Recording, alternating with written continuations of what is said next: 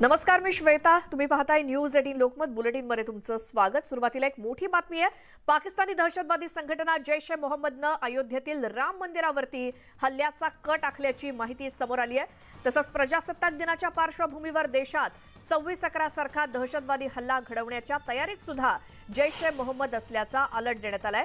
गुप्तचर विभागाच्या या अहवालानंतर देशभरात सुरक्षा वाढवण्यात आली आहे आणि तपास यंत्रणांच्या माहितीनुसार जैश ए मोहम्मदचे दहशतवादी नेपाळ मार्गे उत्तर प्रदेशात दाखल होऊन राम मंदिरावरती हल्ला करण्याच्या प्रयत्नात आहेत आणि हा कट अयशस्वी झाला तर उत्तर प्रदेश, महाराष्ट्र, दिल्ली, गुजरात, राजस्थान मधील कोणत्याही इतर मोठ्या राम मंदिरावरती हल्ले करून जातीय तणाव निर्माण करण्याच्या सूचनाही या संघटनेच्या दहशतवाद्यांना देण्यात आल्याची माहिती मिळाली आहे. शिवाय देशातील बहुसंख्य एटीएम मध्ये स्फोट घडवून आणि रोख रक्कम जाळण्याचा देखील प्रयत्नात हे दहशतवादी असल्याचं समजतंय.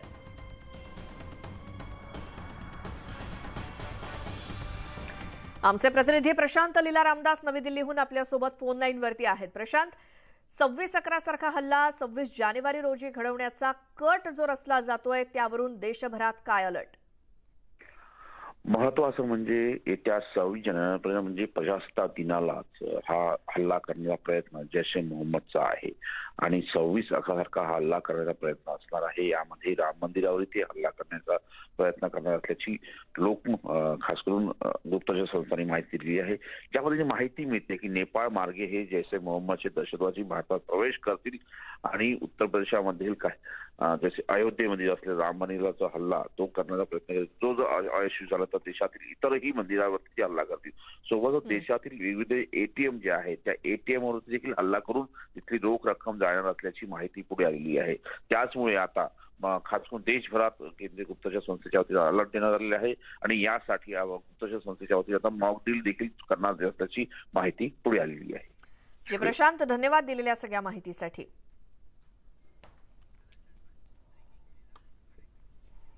आता आणखी एक मोठी बातमी आहे. साताऱ्याच्या वाढे गावाच्या हद्दीमध्ये महामार्गाजवळ असलेल्या एका हॉटेल परिसरामध्ये एकावर गोळीबार करण्यात आला. शुक्रवार पेठेतील एकाची डोक्यामध्ये गोळ्या घालून हत्या करण्यात आल्यामुळे खळबळ माजली आहे. रात्री 1च्या सुमारास हा गोळीबार करण्यात आला आणि त्यानंतर मारेकरी फरार झालेत.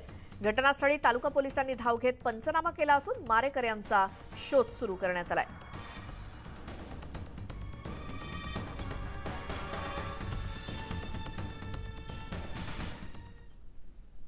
यानंतर या बुलेटिनमध्ये पाहूया टॉप 18 न्यूज. सुरुवातीला राज्यातल्या घडामोडी.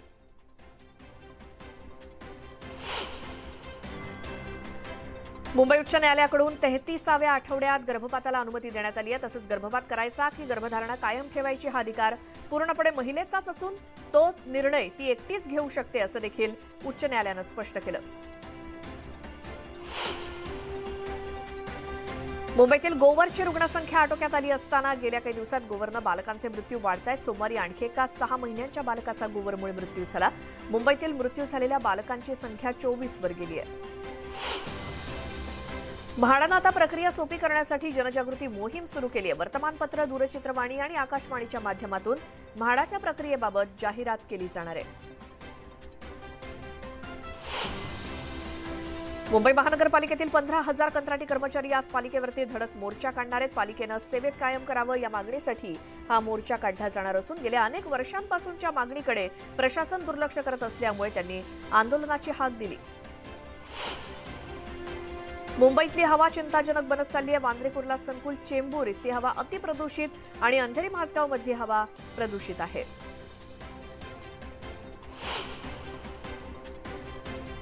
अभिनेत्री तुनिशा शर्मा आत्महत्या प्रकरणी शिजान खाननं मुंबई हायकोर्टात जामिनासाठी धाव घेतली. वसई सत्र न्यायालय जामीन अर्ज फेटाळत असल्यामुळे शिजाननं मुंबई हायकोर्टात धाव घेत गुन्हा रद्द करण्याची मागणी केली आहे. सोमवारी शिजानच्या याचिकेवरती सुनावणी होणार आहे. प्रसिद्ध गीतकार जावेद अख्तर यांनी सत्र न्यायालयात धाव घेतली. गेल्या वर्षी त्यांनी एका मुलाखतीत आरएसएस बाबत केलेल्या आक्षेपार्ह विधानावरून त्यांच्या विरोधात मानहानीचा गुन्हा दाखल करण्यात आला होता आणि या प्रकरणी अख्तर यांना समन्स बजावण्यात आलं होतं. 26 जानेवारीला प्रजासत्ताक दिनानिमित्तानं मुंबईमध्ये होणाऱ्या देखाव्यावरील चित्ररथावरती उल्हासनगरच्या ड्रेनेज रोबोटला स्थान मिळालंय. या सन्मानामुळे पालिकेच्या शिरपेचात मानाचा तुरा फुलला गेलाय. जळगावात महावितरणच्या कर्मचाऱ्यांनी आमरण उपोषणाची हाक दिली आहे। कर्मचाऱ्यांना कामावरून काढून टाकल्याच्या निषेधार्थ गेल्या 40 दिवसांपासून कर्मचारी साखळी उपोषण करत होते आणि या आंदोलनाची दखल न घेतल्यामुळे त्यांनी आमरण उपोषण पुकारले। घर हक्क संघर्ष समितीच्या वतीने नवी मुंबई महानगरपालिकेवरती धडक मोर्चा काढण्यात आला होता। विविध मागण्यांसाठी या मोर्चाचं आयोजन करण्यात आलं।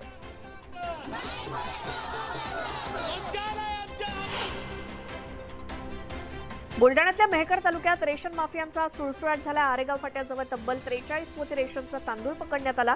काळ्या बाजारात हा तांदूळ विकला जाणार होता।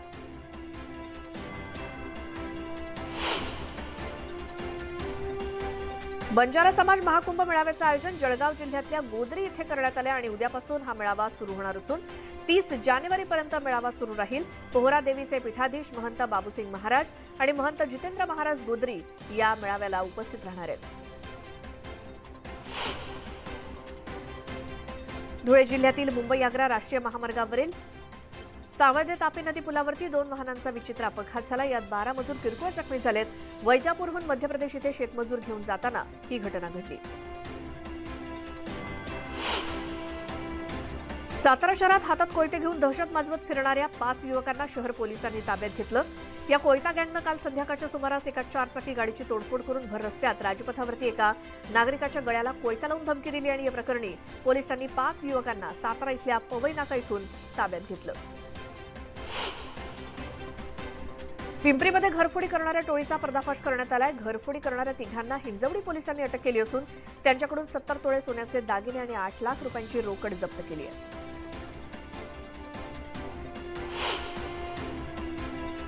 दुधामध्ये भेसळ करण्यासाठीचं सोडियम लॉरेल इथर सल्फेट रसायन सापडल्यामुळे तिघांना पंढरपुरात अटक झाली आहे। बारामतीमध्ये असलेल्या गोडाऊनमध्ये काही संशयास्पद केमिकलचे ड्रम जप्त करण्यात आलेत। सदर गुन्ह्यातील सोडियम लॉरेल इथर सल्फेट पुरवणारा मुख्य आरोपी अद्याप फरार आहे। शिर्डीमध्ये येत्या 13 फेब्रुवारी रोजी होणाऱ्या शिर्डी परिक्रमेसाठी 1 लाखपेक्षा अधिक भाविक येण्याची शक्यता आहे। भाविकांसाठी शिर्डी ग्रामस्थांनी अर्ध्या किमतीत हॉटेल रूम उपलब्ध करून देण्याचा निर्णय जाहीर केला आहे। मुंबई विद्यापीठाच्या 30 जानेवारी रोजी होणाऱ्या एकूण 30 परीक्षा पुढे ढकलण्यात आल्या आहेत। महाराष्ट्र विधान परिषदेच्या पदवीधर आणि शिक्षक मतदारसंघाच्या निवडणुकांचं मतदान 30 जानेवारी रोजी होणार आहे। त्यामुळे मुंबई विद्यापीठानं नियोजित केलेल्या या परीक्षा आता 7 फेब्रुवारी 2023 रोजी होतील असं विद्यापीठाकडून सांगण्यात आलंय।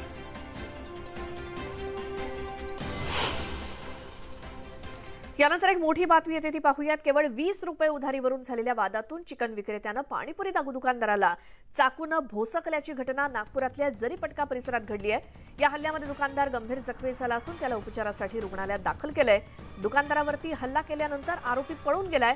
या प्रकरणी जरीपटका पोलीस ठाण्यात हत्येच्या प्रयत्नाच्या गुन्ह्याची नोंद करत आरोपीला अटक देखील करण्यात आली आहे।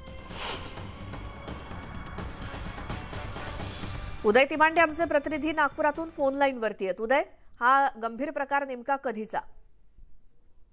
खरं तर केवळ 20 रुपयाच्या उधारीवरून जे आहेत अशा पद्धतीचा हल्ला घडल्यामुळे जे आहे सध्या नागपूर मध्ये दहशतीचं वातावरण आहे। कारण जरीपटका पोलीस स्टेशनच्या हद्दीमध्ये हा पाणीपुरीवाला आणि चिकन विक्रेता यांचा आजूबाजूला दुकान आहे। काही दिवस अगोदर जे आहेत यांनी 20 रुपयाच्या उधारीवर चिकन विक्रेत्याने पाणीपुरी वाल्याकडून खाल्ली होती, मात्र ते 20 रुपये परत दिले नव्हते आणि यावरून जो आहे तो या दोघांचा वाद झाला होता। या वादाची परिणती अशी झाली की चिकन विक्रेत्याने दुकानातून जाऊन चिकन कापण्याचा चाकू घेऊन येऊन जो आहे तो पाणीपुरीवाल्यावर हल्ला केला आणि त्यामध्ये तो अतिशय गंभीररित्या जो आहे तो जखमी झालेला, त्याला उपचारासाठी जे आहे ते रुग्णालयात दाखल करण्यात आलेला। मात्र अतिशय 20 रुपये इतक्या क्षुल्लक कारणांवरून जर उठसूट अशा पद्धतीने कोणीही हत्येचा प्रयत्न जर करत असेल तर नक्कीच मग नागपूरमध्ये कायदा सुव्यवस्था आहे की नाही किंवा नागरिकांच्या मनात किंवा गुंडांच्या मनात पोलिसांची भीती आहे की नाही असा प्रश्न जो आहे तो उभा राहतोय। सध्या त्या पाणीपुरी विक्रेत्याची तब्येत जी आहे ती अतिशय गंभीर असल्याची जी आहे ती माहिती आहे। मात्र आरोपीला पोलिसांनी ताब्यात घेतलेला आणि आता जरीपटका पोलीस या सगळ्या प्रकरणात पुढील तपास करतात। जी उदय, धन्यवाद तुम्ही दिलेल्या माहितीसाठी।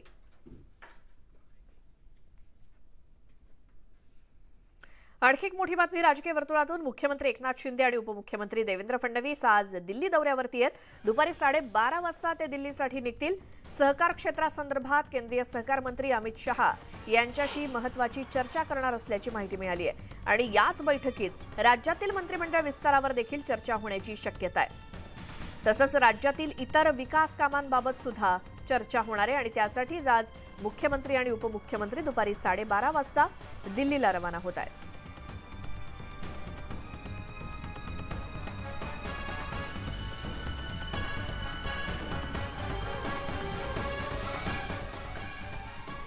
राज्य मंत्रिमंडळाचा विस्तार असेल किंवा आणखी काही मुद्दे या संदर्भात सविस्तर चर्चा करण्यासाठी म्हणून मुख्यमंत्री आणि उपमुख्यमंत्री आज दुपारी दिल्लीसाठी निघतायत।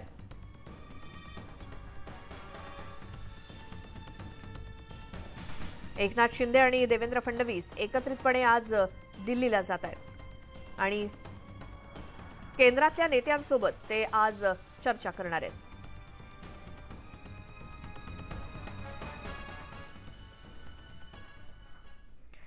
विधान भवनाच्या मध्यवर्ती सभागृहातील बाळासाहेब ठाकरेंच्या तैलचित्र अनावरण सोहळ्याला मनसे अध्यक्ष राज ठाकरेंची उपस्थिती होती। राज ठाकरेंनी खुमासदार शैलीत भाषण करत बाळासाहेबांचे किस्से आणि आठवणी सांगितल्या आणि यावेळी 1999 सालचा सुरेशदादा जैन यांचा किस्सा सांगितला। मराठीसाठी बाळासाहेबांनी सत्तेला लाथ मारली हे यावेळी त्यांनी आवर्जून सांगितलं आणि बाळासाहेबांचा वैचारिक वारसदार असल्याचं सांगत राज ठाकरेंनी जबरदस्त टोलेबाजी केली।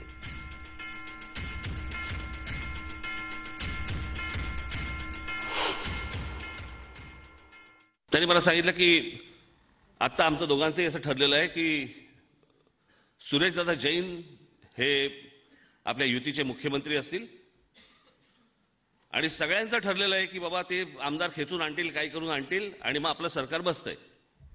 तर फक्त हे बाळासाहेबांच्या कानावरती घालायचं होतं। ठीक आहे म्हटलं। वरती गेलो, काळोख होता, शांतता होती। आम्ही अरेतुरेमध्ये बोलायचो, त्याच्यामुळे मी त्यांना उठवलं, म्हटलं ए काका उठ, काका उठ। असे पालते झोपले होते। जर थोडा मोठ्याने आवाज काढला, म्हटलं ए काका उठ। असे वळले, काय रे म्हटलं, नाही त्यात आमच्याकडे खाली जावडेकर वगैरे सगळेजण मंडळी सगळे आलेली आहेत आणि ते म्हणतात की आजच्या सरकार बसेल। कसं म्हटलं, ते म्हणतात की सुरेशदादा जैनना मुख्यमंत्री करायचं आणि बाकीचे सगळे ते आमदार निवडून आणतील, आजच्या संध्याकाळपर्यंतच आपलं सरकार बसेल। माझ्याकडे असं बघितलं त्यांनी, त्यांना जाऊन सांग महाराष्ट्राचा मुख्यमंत्री मराठीच बसेल, दुसरा कोणी बसणार नाही। वळले आणि झोपून गेले। महाराष्ट्राचा मुख्यमंत्री मराठीच बसेल, दुसरा कोणी बसणार नाही। मला त्या क्षणाला कळलं हा माणूस मराठी या गोष्टीसाठी ह्या माणसाने सत्तेवर लाथ मारली। आणि यानंतर पुन्हा एकदा पाहूया टॉप 18 न्यूज। आता राजकीय वर्तुळातल्या बातम्या। राष्ट्रवादीचे अनिल देशमुख यांना मोठा दिलासा मिळाला। देशमुखांना जामीन देण्याच्या उच्च न्यायालयाच्या निर्णयाविरोधात सीबीआयने केलेली याचिका सर्वोच्च न्यायालयानं फेटाळून लावली। नवाब मलिक यांचा मुलगा फराज आणि सुनेला सत्र न्यायालयानं अटकपूर्व जामीन मंजूर केलाय। कुर्ला पोलिसांनी गेल्या आठवड्यात या दोघांविरोधात फसवणूक आणि बनावट कागदपत्र सादर केल्याची तक्रार दाखल केली होती। गोरेगाव पत्राचाळ घोटाळा प्रकरणी आरोप निश्चितीची प्रक्रिया आज होणार आहे। शिवसेना नेते संजय राऊत यांच्यासह या प्रकरणातील 6 आरोपी प्रवीण राऊत, वाधवान ब्रदर्स यांच्या विरोधात आरोप निश्चित होणार आहेत। मुंबई सत्र न्यायालयाकडून या सर्व आरोपींना हजर राहण्याची नोटीस बजावण्यात आली आहे। दापोली तालुक्यातल्या मुरुड येथील साई रिसॉर्ट प्रकरणी तत्कालीन प्रांताधिकारी जयराम देशपांडे यांचं शासनाकडून निलंबन करण्यात आल्याची माहिती किरीट सोमय्या यांनी दिली। शासनाकडून हा आदेश 23 जानेवारी रोजी जारी करण्यात आलाय। गांधी गोडसे चित्रपटाचे दिग्दर्शक राजकुमार संतोषी यांनी मुंबई पोलिसांकडे सुरक्षा मागितली आहे। राजकुमार संतोषी यांनी मुंबई पोलिसांच्या वरिष्ठ अधिकाऱ्यांची भेट घेतली आणि आपल्या जीवाला धोका असल्याचं सांगितलं। काँग्रेसचे प्रदेशाध्यक्ष नाना पटोले आज नाशिक दौऱ्यावरती आहेत। तिथे हात से हात जोडो कार्यक्रमाला ते उपस्थित राहतील आणि त्यानंतर पदवीधर मतदारसंघाच्या महाविकास आघाडीचे उमेदवार शुभांगी पाटील यांच्या प्रचारार्थ त्यांची बैठक होणार आहे। भास्कर जाधव यांच्यावरती भाजपचे नेते निलेश राणे यांनी टीका केली. तसंच नारायण राणेंबद्दल बोलाल तर मतदारसंघात येऊन अब्रू काढेन असा इशारा राणेंनी दिला. भास्कर जाधवांना आपणच राजकारणातून बाद करणार असल्याचं आव्हान त्यांनी दिलं.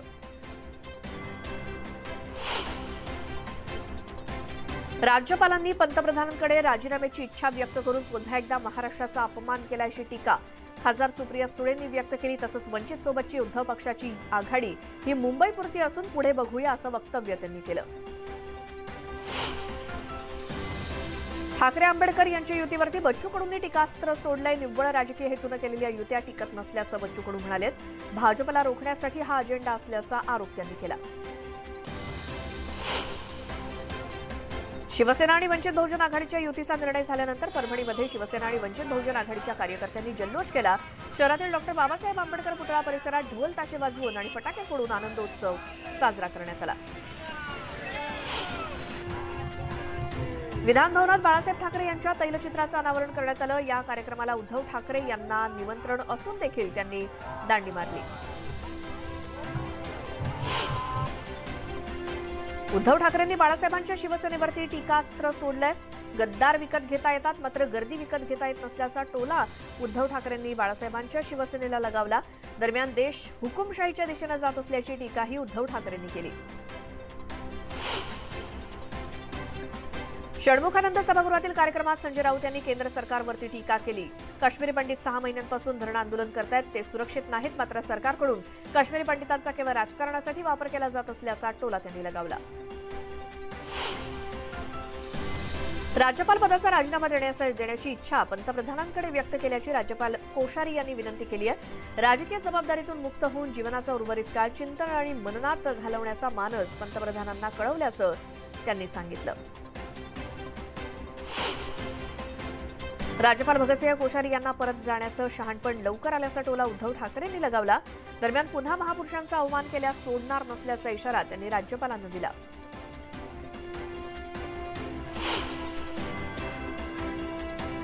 राज्यपालांनी अनेकदा आमच्यासमोर महाराष्ट्र सोडण्याची इच्छा व्यक्त केली मात्र केंद्र सरकार त्यांना सोडत नसल्याचं राष्ट्रवादीचे प्रदेशाध्यक्ष जयंत पाटलांनी म्हटलं. कदाचित महाराष्ट्रासाठी राज्यपाल पदासाठी केंद्र सरकारला उमेदवार मिळत नसल्याची टीकाही त्यांनी केली.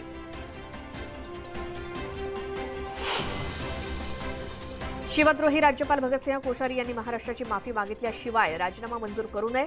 महाराष्ट्राचं आराध्य दैवत छत्रपती शिवाजी महाराज किंवा महापुरुषांची बदनामी होईल असा वाईट वृत्तीचा माणूस परत महाराष्ट्रामध्ये पाठवू नये असं संभाजी ब्रिगेडनं म्हटलंय. राज्यपाल हे राजकीय संत असून त्यांनी स्वतःला कार्यमुक्त करण्यासाठी पंतप्रधानांना पत्र लिहिलंय. त्यामुळे राज्यपालांची भूमिका आदर्श असल्याचं स्पष्ट मत वनमंत्री सुधीर मुनगंटीवार यांनी गोंदियामध्ये व्यक्त केलं. तसंच अनेक राजकारणी लोक पारिवारिक राजकारण करत असतात असा टोला शरद पवार यांचं नाव न घेता मुनगंटीवारांनी लगावला.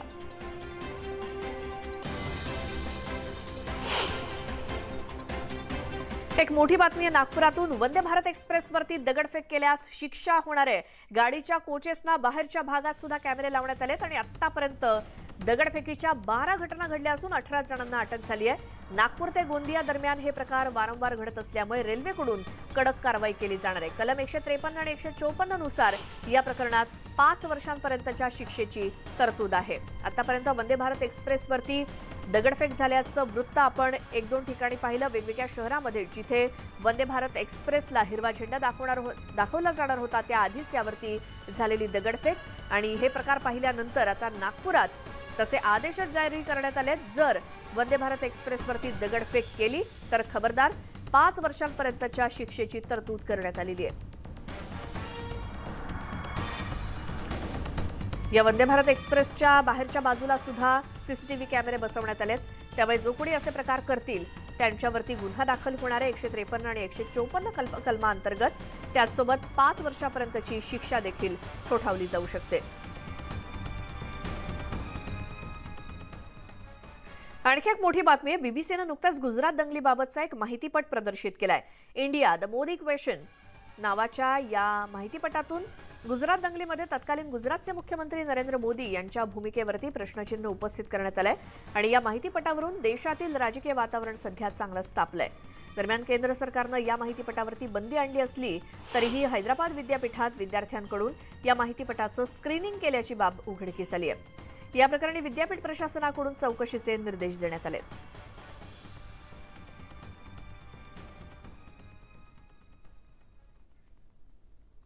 यानंतर देश विदेशातल्या टॉप 18 न्यूज पाहूयात.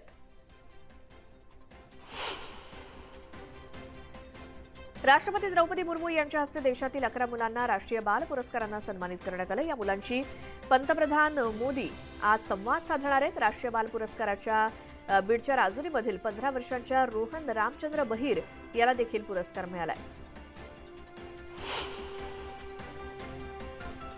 केंद्रीय मंत्रिमंडळाची बैठक होणार आहे आज आणि पंतप्रधान मोदींच्या अध्यक्षतेखाली संध्याकाळी 6 वाजता बैठक होईल. यात विविध मुद्द्यांवरती चर्चा केली जाणार आहे. उज्जैनमध्ये एकाला बेदम मारहाण करण्यात आली. महिलेशी छेडछाड केल्याच्या आरोपाखाली या व्यक्तीला चोप देण्यात आला आणि त्यानंतर त्याला पोलिसांच्या स्वाधीन करण्यात आलं. हरियाणाच्या फरीदाबाद इथे एका भरधाव वेगानं जाणाऱ्या कारनं दुचाकीला धडक दिली. दुचाकीवरून जाणाऱ्या 2 भावांपैकी एकाचा रुग्णालयात उपचारादरम्यान मृत्यू झाला. कारच्या चालकानं अपघातानंतर घटनास्थळावरून पळ काढल्याचा आरोप आहे. पश्चिम बंगालमधल्या 10वीच्या परीक्षेत आलेल्या पेपरवरून नवा वाद पेटला. या पेपरमध्ये पाकव्याप्त काश्मीरला आझाद काश्मीर सांगण्यात आलं होतं. या प्रकरणाची सरकारकडून गंभीर दखल घेण्यात आली आहे. अन्नधान्य टंचाईचा सामना करणाऱ्या पाकला आता विजेच्या संकटानं घेरलंय. काल जवळपास पाकिस्तानच्या प्रत्येक भागात वीज नव्हती. 12 पेक्षा जास्त वीज प्रकल्प ठप्प झालेत. अनेक मोबाईल नेटवर्क बॅकअप पॉवरवरती चालू असून लवकरच सर्व मोबाईल यंत्रणा ठप्प पडण्याची शक्यता आहे. जपानमध्ये सातत्यानं कमी होणाऱ्या जन्मदरामुळे सरकारची चिंता वाढली आहे. त्यामुळे आता जपानमध्ये जन्मदर वाढवण्यावरती भर दिला जातो. यासाठी नागरिकांना अधिकाधिक मुलांना जन्म देण्याबाबत प्रोत्साहन दिलं जात आहे.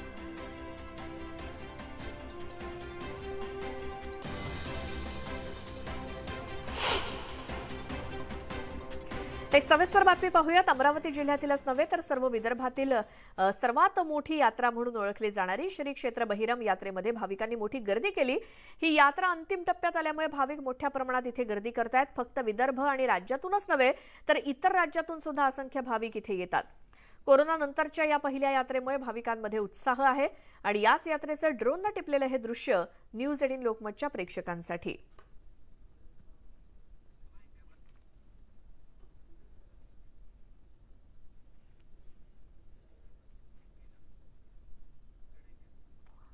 चंद्रपूर मेडिकल कॉलेज परिसरामध्ये अस्वच्छता आणि घाणीचं साम्राज्य पसरल्याचं दिसतंय.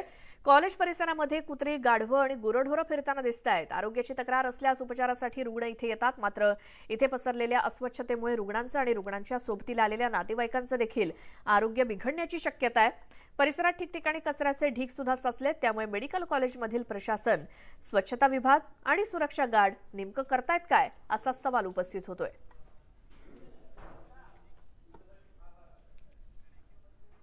आणि या सगळ्या सविस्तर बातम्यांसोबतच वेळ झाली आहे या बुलेटिनमध्ये इथेच थांबण्याची. नमस्कार.